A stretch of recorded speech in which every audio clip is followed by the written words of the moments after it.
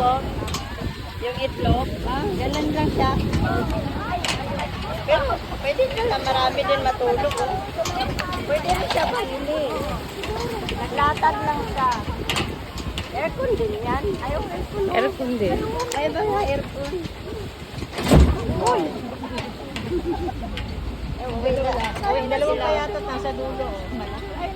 Malukso yan. Ha? Lubat. Parang maiwan to.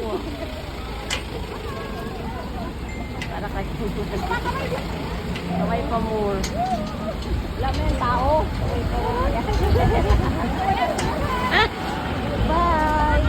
Kumakaway din naman eh. Ay, paano hindi kayo kakaway?